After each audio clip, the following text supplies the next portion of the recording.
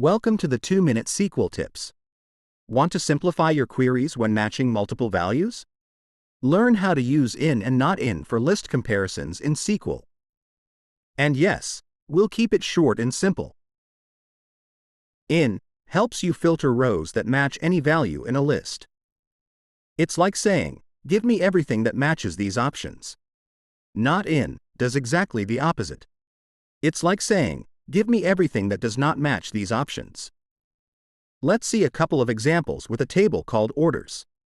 This first query retrieves orders where the status is either pending or canceled.